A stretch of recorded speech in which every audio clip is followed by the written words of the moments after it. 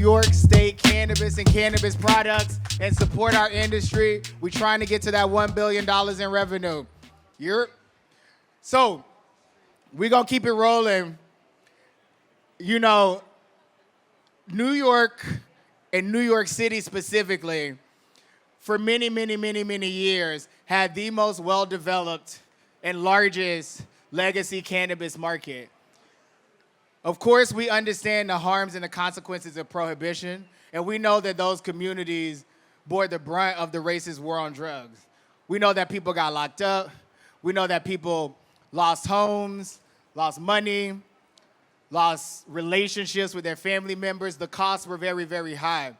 And yet our legacy operators continued. They continued to build an economic market. They continued to provide financing and resources to communities when they couldn't go to banks. They continued to develop products. They continued to service a consumer market. And they are the reason that New York, before we even legalized, had the largest and most sophisticated cannabis market in the world. And so we always, always, always got to give honor to those people who stood directly in the face of that criminalization and that enforcement, and yet nevertheless persevered. So I'm excited about this next panel because so many of our legacy operators are now transitioning and leading in the legal market. One of them, of course, is going to moderate our panel and needs no introduction. You probably know him best as 1/3 of the iconic hip-hop group Dead Prez. We know him as a friend, as a leader, as a visionary, as a true spirit, and as someone who has held this community together for decades. He has shared the stage with the likes of Jay-Z, Busta Rhymes, Dave Chappelle, whether it's the entertainment industry, whether it's the cannabis industry, whether it's his fashion and style. Umi has always been on the forefront of culture in New York City, New York State, across this country, and across this world. He has rocked with On the Revel for so many years. This is not his first time gracing our stage, but we are so excited to have him come up and moderate this panel on going from legacy to legal. Y'all give it up for Umi.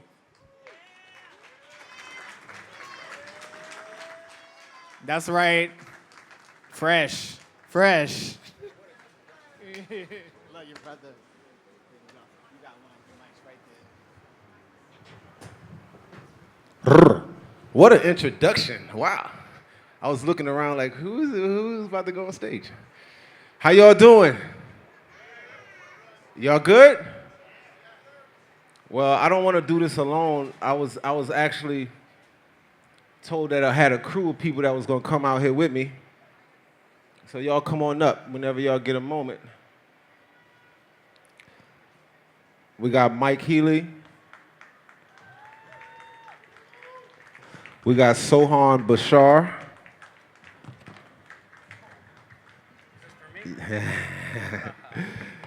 We got Shauna Sheikh Gonzalez.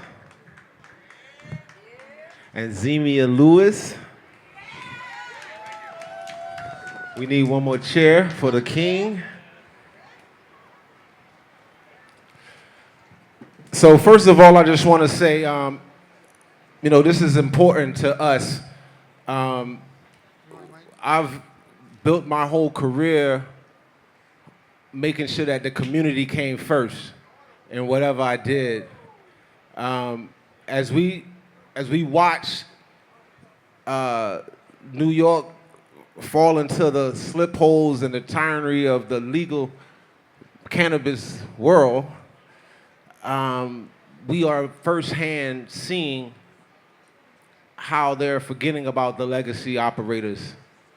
And so it's important that events like this that actually shine a light on what happened before this moment, it's important that they're supported. It's important that we give salutes to Revelry and to say that we're going to internally support organizations that raise the bar on making sure that the community comes first and the people that did it first always have a point in the conversation. And so these people here, which I'm so proud to share the stage with, and I want you guys starting from my far side to just introduce yourselves briefly, and then I'll ask you a list of questions and get into this thing. And this panel is literally questioning for real, if you want to go legal. Hello, welcome. My name is Sohan Bashar. I'm the owner of Silk Road NYC, and I've been selling weed for more than 20 years. Hi, my name's Zamia Lewis, and I am the owner of Big Gas Dispensary. I'm Sheikh from Quality Roots, and I've been doing this for about 20 years too. I'm Mike. I'm the founder of Brass Knuckles. Been in the game for about 35 years. Beautiful, beautiful. A lot of history, a lot of legacy up here. Let's start it real quick, and I'm gonna do this because we don't have a lot of time. Let's start it. I ask some small questions where everybody can get a couple insights on, and then I'll ask a couple personal questions because y'all all have walked such fine lines as it relates to this industry. But first and foremost, what's the most significant regulatory changes that legacy operators need to adapt to when transitioning to a legal market, just in your own experience and your own opinions? Well, get ready to pay taxes. That's the first thing. Say it again, man. You gotta speak louder. Say it again. Get ready to pay taxes. That's the first thing. You know, we all enjoyed the freedom for decades of selling weed and just, you know, taking that home. Now you got somebody else to answer to, you know, if you want to go legal. Excellent, excellent. Keep going. I would say getting ready, like be ready to follow rules because this is a very legal to legacy is very different. There's a lot of set of rules that you have to follow by OTM that are put in place that, you know, when you're on the streets, you do what you want, how you want, and it's just totally different. Sheesh, where do I start? Compliances, once again, the Nice. paperwork, where everything is a piece of paper. From the beginning to end, you're submitting all types of paperwork, from landlords to the OCM to the departments of building. They want all types of paperwork. So that's been the most challenging part for me. So we touched on taxes. We touched on compliance. Got to make sure your legal is buttoned up. You got to make sure you have someone solid that you can go to that gives you the accurate, latest and greatest relative to the legalities, which seem to change on us on a weekly, monthly basis. Doesn't matter if it's compliance from a packaging perspective or what you can and cannot do from a marketing perspective, but you got to be buttoned up on that. So make sure your legal team is tight, and then depending on how you operate, make sure your security is buttoned up. You got to protect your team. So reach out to Diesel out here. He's somewhere in this crowd with Majesty Security. Find him. Patrolology as well. Yeah. These are all essential. I love the, you can hear through the information, you can hear the experience. And so this is practical information, y'all. So when the market opens up and allows more legacy operators in, hopefully, right? How do you see the competitive landscape shifting and changing as it relates to, you know, in opposed to Rite Aid and Dwayne Reed owning the shit? Like, how do you see the competitive interests of the market shifting, and why is that important? And I think everybody can take a stab at that one too. I'll start on that if you want, from a Please. brand perspective, and let that roll into where the rubber really meets the road, that's the operators, the storefronts that, you know, serve you on a daily basis. But it's become a Me Too industry. If you walk around the dispensaries, you walk around trade shows, you see a lot of the same items, just in a different color, different package. So from a brand perspective, you got to bring something different to market. You got to think about what the people are looking for. You got to look at the industry trends. You got to look at innovation, and you got to bring that to market if you want to create a point of difference on the shelf. I think that, you know, authenticity and cultural relevance is gonna, that's the shift that's gonna happen as more operators come in. And, like that's something that corporate players don't understand, is that we have that kind of edge of understanding the plant and understanding the community. So, that's where, we have that edge up, but currently that's what it is, that corporate interest. You have multiple, names have opening up 3, 4 dispensaries when we barely even having a chance to get up and running and be comfortable, so. All right, great points. You want to add anything else? Please. Sure. Please. I was just gonna say that, I think once the bigger dogs start coming into the market, that there's not gonna be as much room for, the small people. So if you're serious about it, to do this now while the market is still open to us, because they're coming in with money and they're not coming in with drug money. They're coming in with corporate money. They're coming in with money that you have to have. So if you're serious about it and you wanna do it, then do it now. They're coming. The Targets, the Walmarts, they're here.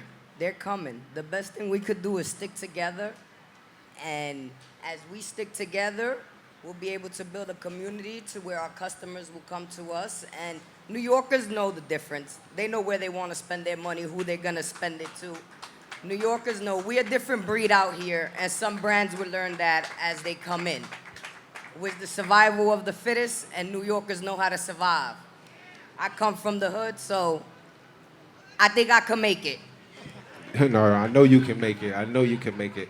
And speaking of that, this was on your list of questions. I just be coming up with the fly shit. So, what, in terms of the market and the product, where does the legacy market end up if they're not in the legal world? Is this a market that's capable of being wiped out? You will never wipe out legacy. I don't think legacy will ever be wiped out. I mean, I think legacy is always going to be legacy, but there is going to be a big change. There's going to be a big shift. Yeah. Number-wise. And the biggest shift right now, and no disrespect, but you're a legacy operator, right? Or you're a civilian to us. So for civilians, the biggest shift is your access and the prices. And beware of the foreign product. It looks like it smells like it, but it's not it. You know what I mean? They got a whole lot of that coming through the market, so be careful of that. And I just had to ask about that because a lot of times we forget about the legacy world, right? And we get so caught up in this idea of going legal. There's a lot of people that's not capable or are not even wanting to go legal, right? So that's important as well. And to keep these questions coming, I want to also see what about financial challenges as it relates to going into this transition? What's the biggest financial challenges that you guys have faced or that you may want to inspire or incite somebody about? I'll talk about it first from a brand perspective. From the legacy side, everything was COD. As you got into more of a compliant, a legal side, everything overnight became terms, which was tough for a lot of brands. Facts. Tough. So now if you're in 100 plus retailers, they're all buying $5,000 to $10,000 a week from you. Now you got to float that capital cost. And those 30-day terms turned into 60, 90 days real quick. And you're out there begging to be paid so you can pay your employees from a legacy side. And it wasn't like that in the past. Again, everything was COD. We just had to worry about how we got our money to China to buy packaging. That was the only challenge back then.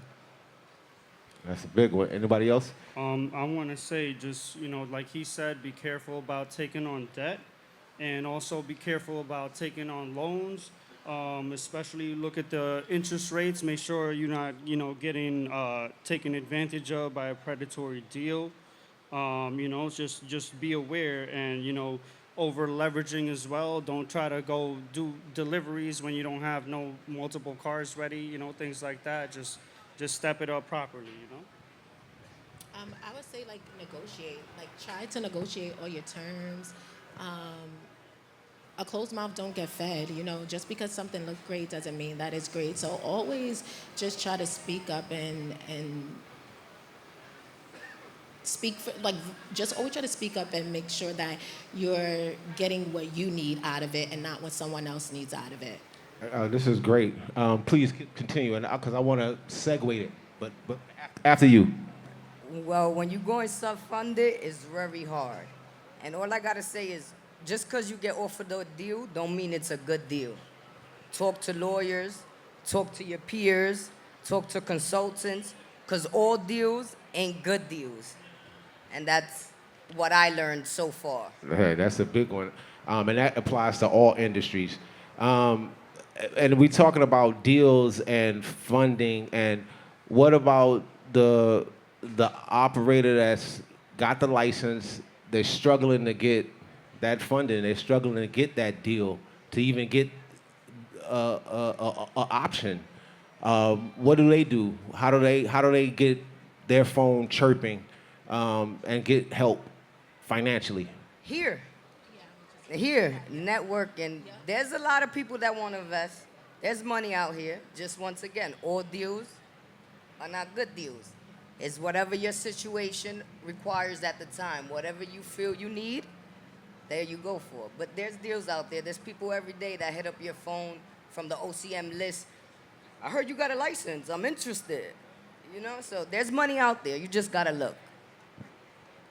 Somebody said earlier, a closed mouth doesn't get fed. That was me. Yeah.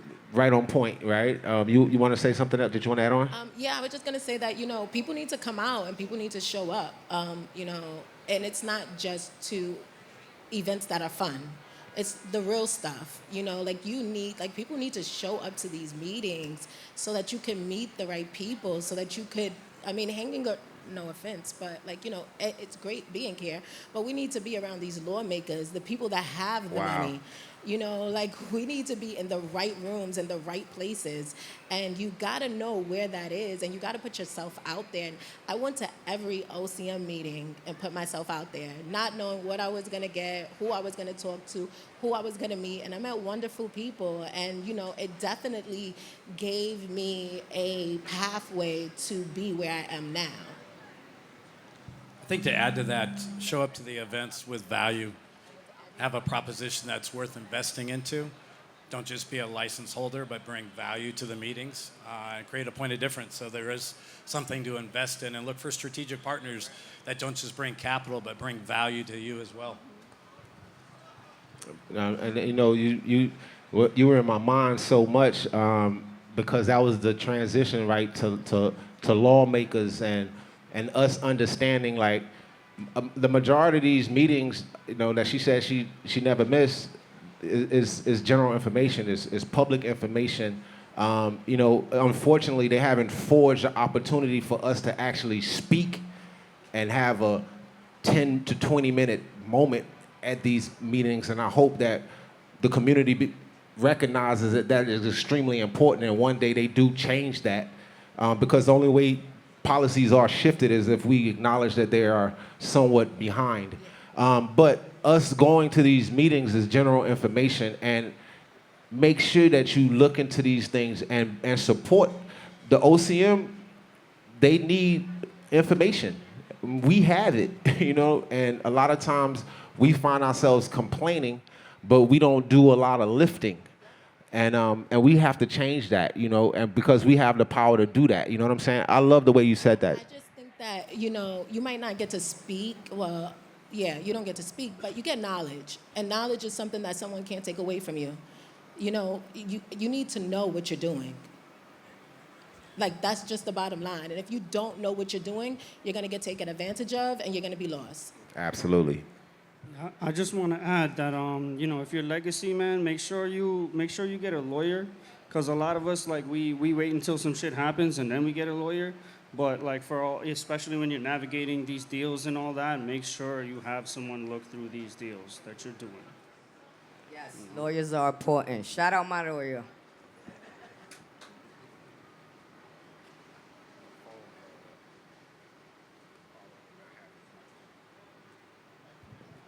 Yeah, shout out to my lawyer too. She's a beast. Let me get that info. So, in terms of where this is going, the market in general, what you guys envision? Like, what do you see is on the horizon for the market, and just in the best case scenario? There's a lot of shit that's going on that looks weird at the moment. But let's say these scenarios evolve. We have more power players like Revelry that takes leadership as it relates to building forums to have these conversations, and shit starts to change a little bit, and it looks a little sweeter. What does that look like to you guys? Well, I see a future where those from the legacy market are leaders, shaping the cannabis culture in a way that's authentic. And, corporate interest taking over is, that's something that we're going to have to deal with.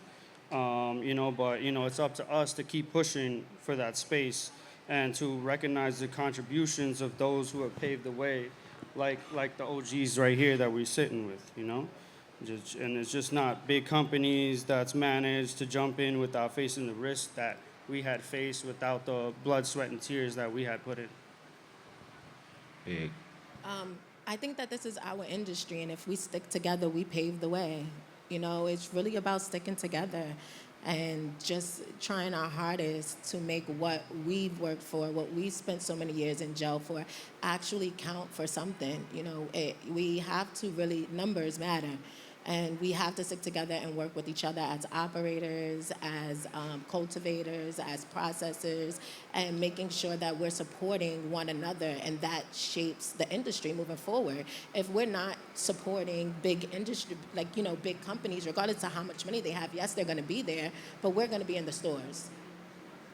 And, that matters. It matters.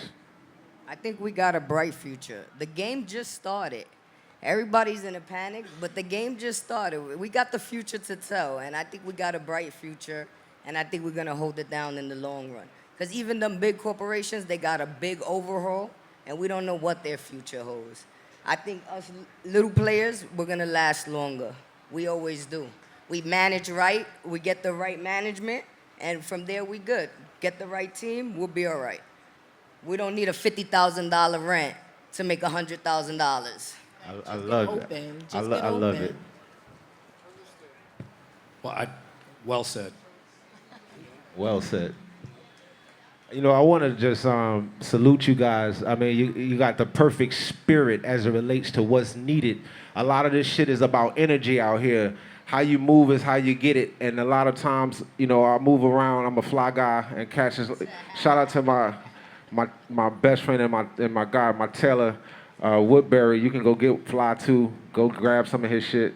But what I was saying is, I think a lot of times, energy-wise, we have to shift our energy. We're owed a lot out here just because we here. And you got to go get what's yours. Go get it. And don't expect nobody to hand nothing to you. This is especially talking about cannabis, is nobody that matters more in this game than us. We set the regulations and the rules of this shit. It was 100 years damn near that this was the industry, and it was no regulations, and we was doing well. You know what I'm saying? So understand that first as it relates to empowering yourself and your own spirit. If you don't have the spirit that she has, you'll never make it as it relates to what's going to happen in this game. You got to understand that you going to be successful because, goddamn it, you supposed to be. And I want you to feel that. Like, I love the way you said that. It's so powerful.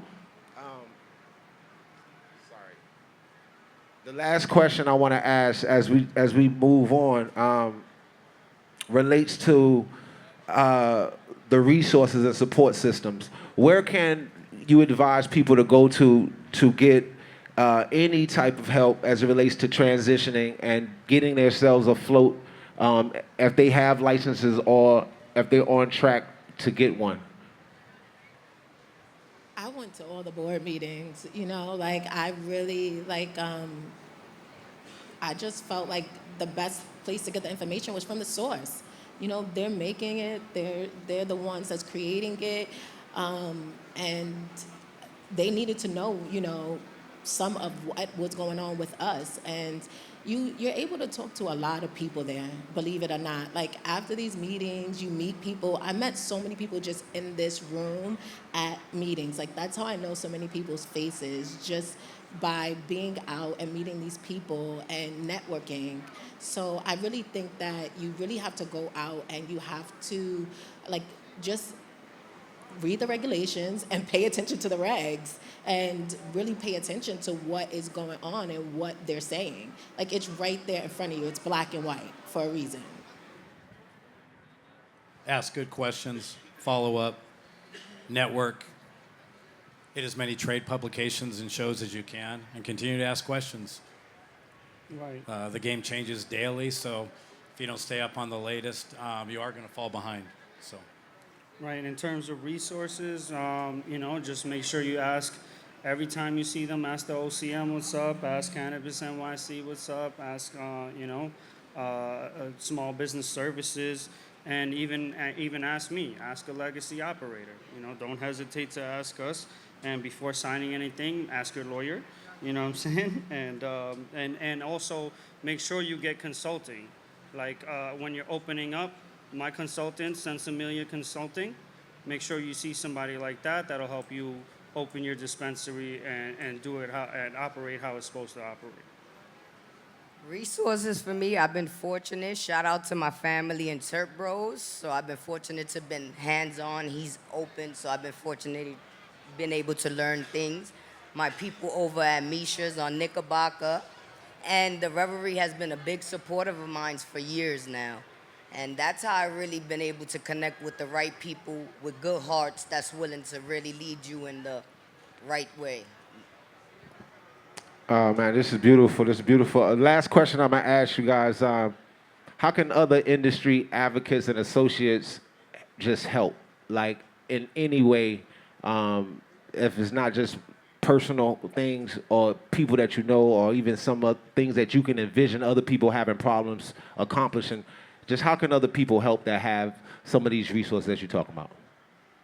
I think the OCM should assign everybody that gets a license a counselor, like in school, so you could go to, ask questions, get a set of directions, learn, because there's a lot of things that you learn after the fact. You get a lease, but then you need another paper, a certificate of occupancy. It's just, if you have somebody there to just basically give you this whole set of lists, it'll make it a lot easier because people know how to follow directions if they know what direction they're going to. Well said. I also think, touching on what he said, is helping one another. Operators, I'm always willing to help anybody.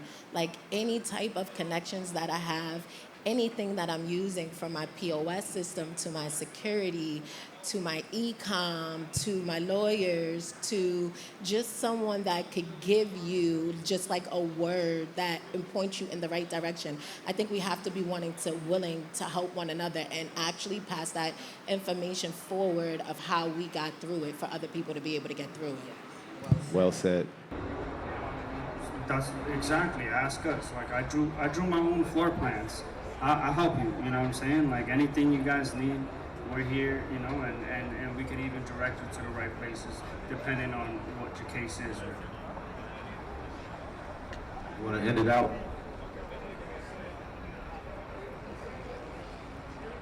I think sticking together, legacy sticks together. We survived, but continue to utilize the resources and just dovetailing to everything they said. Use the OCM as a resource. Continue to call them, email them until someone gets back to you. Unfortunately, they're crazy busy, and so there's delays in regards to the follow-up, which for us is an important question or topic that we're reaching out to them for. Don't get frustrated. Just don't let up and continue to use them as the best resource you can as well. Thank you all so much for your time. Y'all were excellent, and it was so informative. We want to thank y'all for listening, and we want to thank Revel for hosting this. And also, I want to leave you guys with just making sure that you get the sun, enjoy the day, and be blessed. Love.